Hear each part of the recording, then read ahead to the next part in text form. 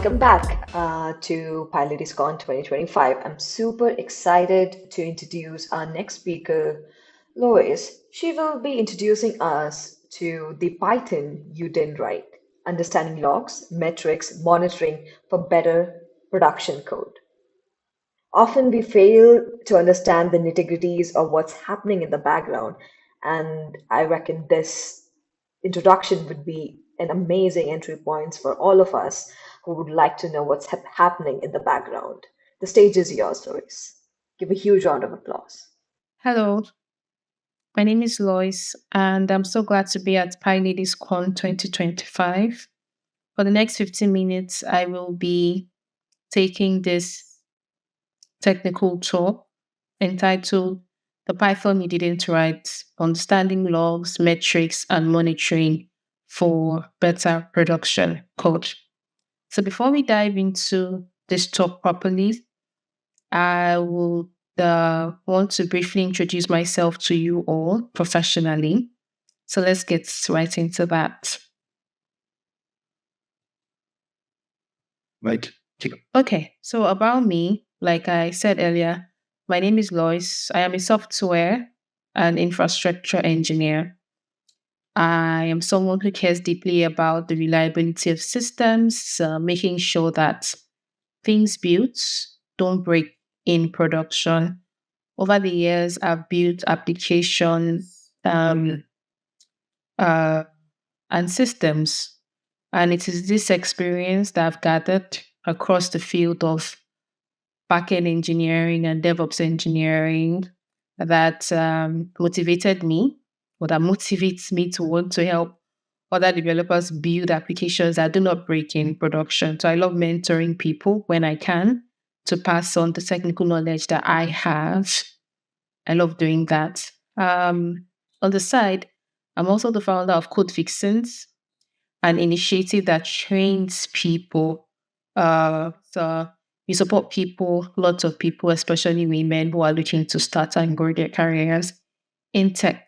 So that is all about me. Let's get into the talk proper. So why this talk? You may have been wondering when you saw the title of this talk, the Python you didn't write. What does that mean? The reason for this talk is because applications fail in production. Python applications. So any application you build can fail in production. And worse, it can fail silently in production. At times, the reason for this failure is not because of bad code, but because you can't see what is happening in the code. By the end of this talk, everyone in the audience will know how to make their Python app talk, logs, measure the health of your Python app, as well as to watch it live. So we're going to be looking at three things, which is logs, metrics, and monitoring. How to understand them and how to use them well and effectively in production environment. So the Python you didn't write, what does that mean? Everything your app does after deployment, be it database queries, request queues, maybe fails, it retries, probably there are background jobs that need to be run depending on the use case of of your application. All of this, they are the Python you didn't write because these are things you didn't write, but these are things that happen here. And these things can break your code if not engineered well. This part, which is the Python you didn't write, is part of the system that runs even when you are asleep. So it's important because this invisible Python decides whether your app can survive traffic spikes. So say you have lots of users, say after marketing, you have like sudden huge number of users making requests on your platform. Now your platform is not even built to handle that, and then it's sudden spike just causes something to break or something to not work as it should. The invisible Python decides whether your app can be able to handle traffic spikes, handle lots of requests concurrently without breaking. If, say, there is an API that fails, it can be able to recover itself. Or worse, if your app crashes silently while it is in production. So, as a software engineer building Python applications, your job is not just to build, your job is to observe how your application behaves once it leaves your laptop. So, once it leaves your laptop, it's still also your responsibility to observe how it behaves. And that's the purpose of this talk, to help you understand that. In the previous slide, we looked at observing how your application behaves. So we need what is called observability. And yeah, it begs the question, what does observability really mean? Well, observability is the ability to understand your system from the outside. In a Python application, observability has three pillars. The first is logs. What happened in your application. Logs tells the story of your application, because without logs, you are just guessing. If there's an issue, you're just guessing, okay, I feel maybe this is what is wrong. But with logs, you get direct information as to what happened, when it happened, more information that can help you properly troubleshoot that problem that happened. If you have good logs, it makes it easy for you as well as others on your team to effectively check uh, for issues and resolve issues, so you don't have heap of unnecessary text that you have to start skimming through to understand what happened. So good logs minimize things, do not pass on unnecessary information, and write them to a centralized to a file or a centralized location.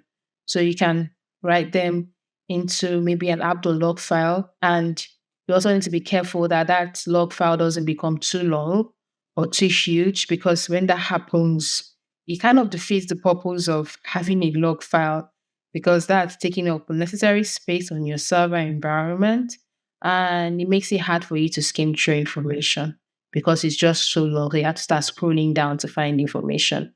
So best practice, rotate your log files. So that's it on logs. The next is metrics. While logs show events, metrics show patterns. Metrics answers the question, is this normal? By means of metrics, you are able to better understand the performance of your application. How is your application performing over time? Maybe over a day, 2 days, 3 days, or whatever custom time it is that you put. They are numerical trends.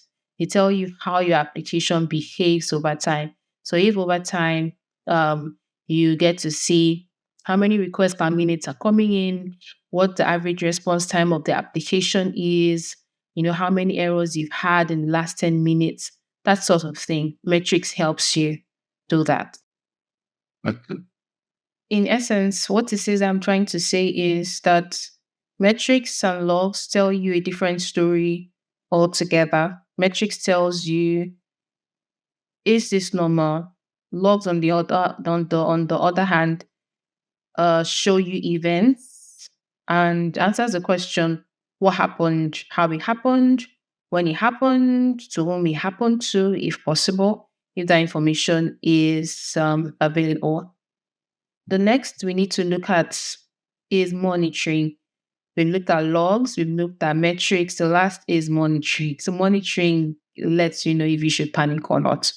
Lots of systems today, even if they do not implement metrics, they always implement monitoring. And monitoring is very important. You should not do without monitoring in your Python application once it gets to production. By means of monitoring ties logs and metrics together to alert you when something goes bad or when a certain threshold that you set is exceeded. For example, maybe you want to be notified when you have a particular type error. Maybe you don't want to be notified whenever there was an error in the app, but you want to be notified maybe when you have a particular error that is greater than a particular number over a time period. So use monitoring. It's like a bot, sort of, that is always listening to your application and finding out if there's a problem, there's a problem. Do I need to alert this person? Yes or no? And it sends the alert. You can send Slack alerts. It could be an email alert, depending on whichever one works for you. There are so many third-party tools that are also free that helps you perform monitoring in your application well. It doesn't have to be fancy. You could even set up something yourself that would, monitor your application for you. So um, monitoring, logging, and metrics. These are like the three pillars that the observability is built on when your application leaves your laptop and goes into production. So a scenario of when things can go wrong. So let's say you have a Python app you built, and in production you find out that an API request that is not supposed to take long is taking longer than necessary, and people start complaining that this process is taking too long, and you are meant to observe, like go into the system to find out what it is that went wrong. How would you do this? Here are the steps. So if you've implemented observability, it's easy for you to get into the system and check, for example, access logs.